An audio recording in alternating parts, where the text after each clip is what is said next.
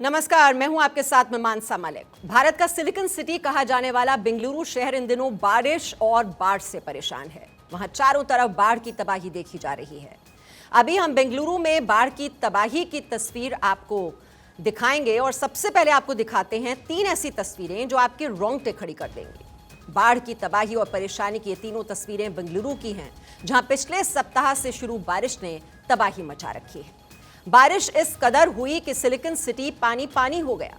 जहां देखो वहां बाढ़ की तबाही। कोई गली मोहल्ला नहीं बचा जहां बाढ़ तबाही मचाते हुए ना दिख रही हो। आप देख रहे हैं तस्वीरें, घरों तक में पानी घुसा हुआ है और घरों के सामने लगी कारें ऐसी दिख रही हैं मानो पानी में तैर रही हों। स्कूलों में भी पानी घुस गया, जहां बच्चों की किताबें और बस्ते पानी में डूब गए। बच्चे स्कूल से पानी निकालते हुए दिख रहे हैं। सड़कों तक पर हालात बहुत खराब हैं। पानी के बीच में गाड़ियां चल रही हैं। ये देख रहे हैं आप तस्वीरें, कैसे पानी से लबालब सड़कों पर ट्रैक्टर और नाव साथ साथ चल रहे हैं। पानी में फंसी कार को लोग रस्सी से खींचकर बाहर निकाल रहे हैं। ये तस्वीरें तो बस एक बानगी भर हैं। बाढ़ से तबाही की तस्वीरें अभी और भी आपको दिखाएंगे आज। तो सिलिकॉन सिटी बेंगलुरु इन दिनों बाढ़ की परेशानी झेल रहा है। लोगों की मुश्किलें इस कदर बढ़ गई हैं मानो शहर में जिंदगी थम गई हो। ये रिपोर्ट देखिए आप।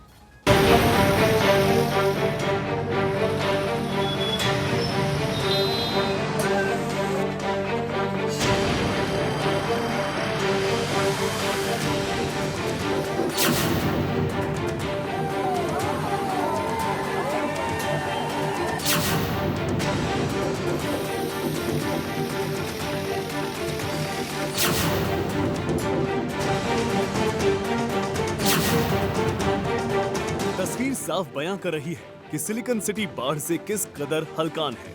भारी बारिश के आज तीसरे दिन भी स्थिति में सुधार नहीं। क्या सड़क, क्या कॉलोनियां, सभी पानी से लबालब। कहीं बसें फंसी हैं तो कहीं कारें। लोग भी कहीं कहीं फंसे दिख रहे हैं।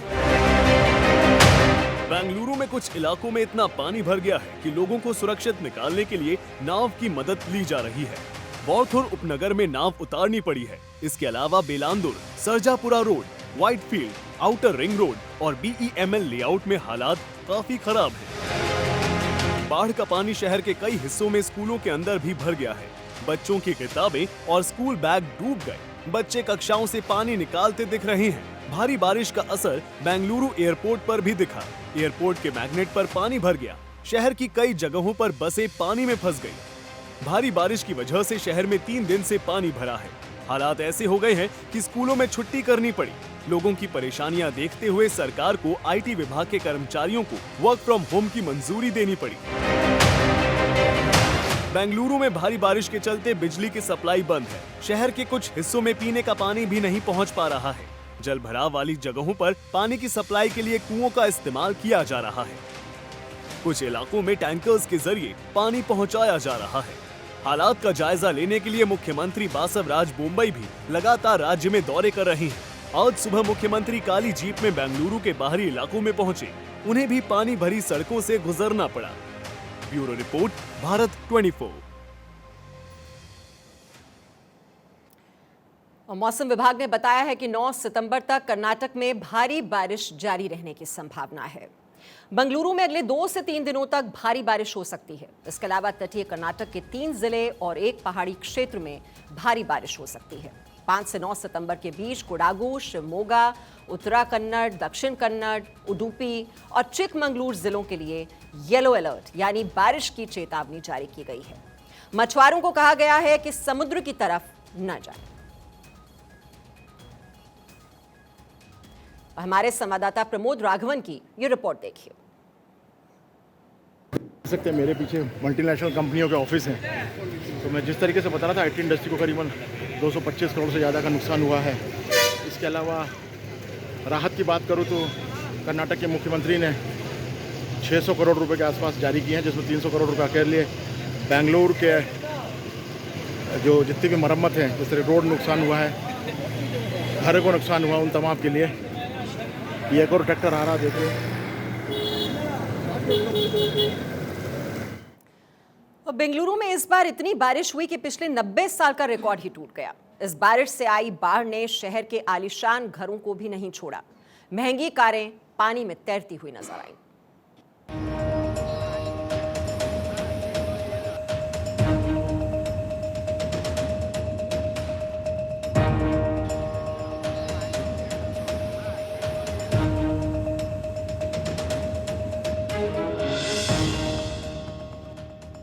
बारिश का 90 साल का रिकॉर्ड टूटा। आम तो आम, खास घरों तक पहुंचा पानी।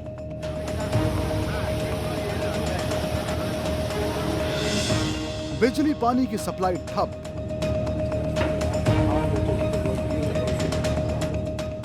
स्कूल बंद, वर्क फ्रॉम होम शुरू। अब तक 5 लोगों की हुई मौत। देश की सिलिकॉन सिटी बारिश से तबाह। इस बार बारिश शहर में कहर बरपा रही है। इस बारिश ने पिछले 90 साल का रिकॉर्ड तोड़ दिया है। हालात ऐसे हैं कि शहर के रिहायशी इलाकों तक पानी जा पहुंचा और वहां के आलीशान बंगलों तक में घुस गया। यही नहीं, लेक्सस, बेंटली, BMW और रेंज रोवर जैसी लग्जरी कारें आधा पानी में डूब गई हैं। बेंगलुरु में लोगों की जिंदगी थम गई है। कई इलाकों में पानी भर गया है। बेंगलुरु में पहली बार ऐसे हालात बने हैं जब IT में काम करने वाले ट्रैक्टर पर दफ्तर जा रहे कई लोगों ने क्रेन का भी सहारा लिया। इनका कहना है कि बाढ़ से उनका काम काफी प्रभावित हो रहा है। हालांकि अब सरकार ने वर्क फ्रॉम होम को मंजूरी दे दी।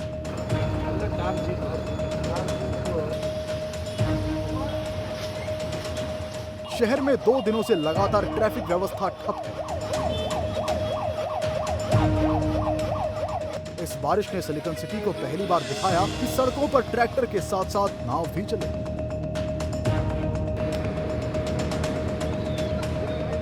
शहर का लगातार दौरा कर रहे मुख्यमंत्री ने बताया कि बाढ़ से 430 घर पूरी तरह क्षतिग्रस्त हो गए हैं।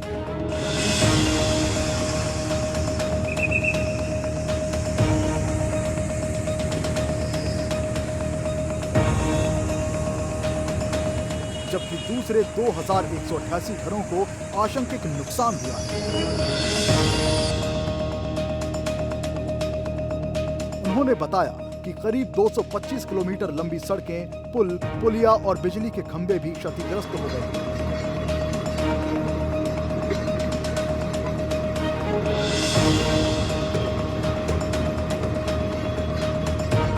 यही नहीं, इस बारिश ने शहर के 5 लोगों की जिंदगी भी ले ली। Bureau report, Bharat 24। देश के बेहतरीन शहरों में गिने जाने वाले बेंगलुरु में बाढ़ का ऐसा मंजर देखने को मिल रहा है तो सवाल उठता है कि आखिर इसकी वजह क्या है। ये शहर आखिर बारिश को पचा क्यों नहीं पा रहा है, इस पर भी रिपोर्ट देखिए।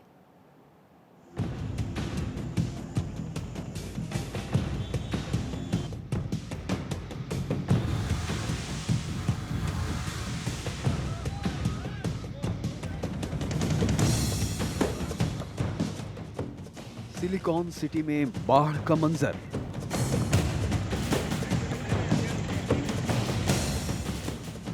बाढ़ के पानी में पूरा शहर डूबा।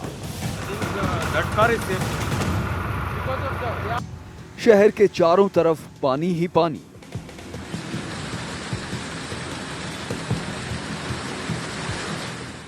बाढ़ की तबाही का जिम्मेदार कौन?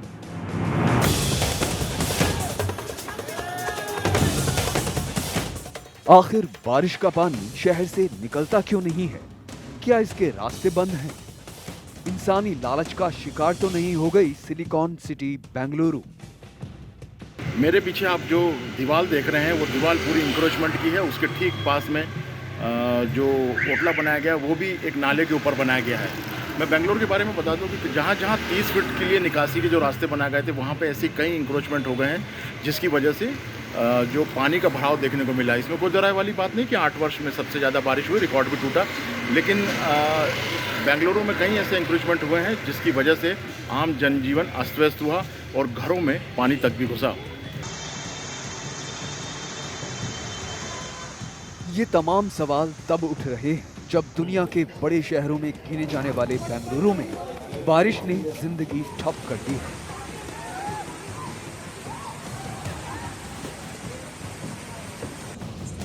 बेंगलुरु में जो बाढ़ जैसे हालात बने हुए हैं, इसके पीछे की सबसे बड़ी वजह है झीलों पर होने वाला अतिक्रमण।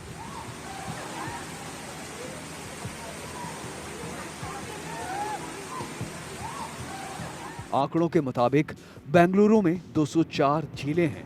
इनमें करीब 180 झीलें ऐसी हैं जिन पर अतिक्रमण किया गया।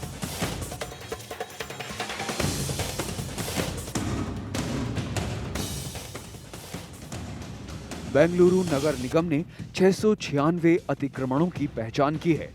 यही वजह है कि जब भी बारिश होती है, पानी का बहाव झीलें समेट नहीं पाती। इन्हीं की वजह से शहर में बारिश का पानी भर रहा है।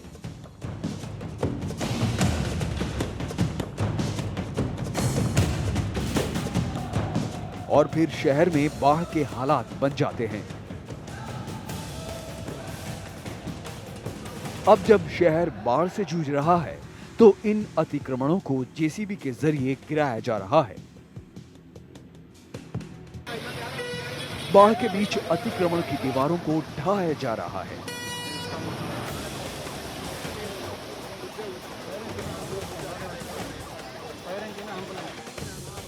उधर बाढ़ग्रस्त इलाकों का लगातार दौरा कर रहे मुख्यमंत्री बसवराज बोम्मई ने बेंगलुरु के मौजूदा हालात के लिए पिछली कांग्रेस गठबंधन सरकार पर आरोप लगाया है।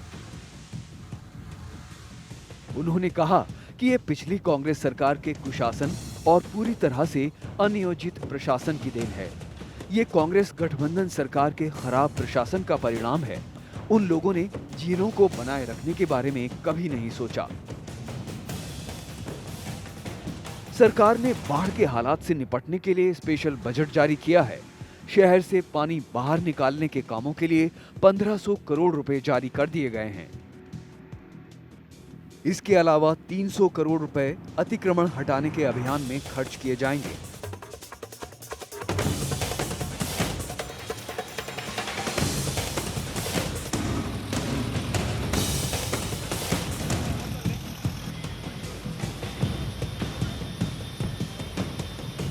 सरकार संकट में फंसे लोगों को फौरी राहत देने की कोशिशों में लगी हुई है, लेकिन सिलिकॉन सिटी को राहत तो तब मिलेगी जब इस समस्या का स्थायी समाधान निकाला जाएगा।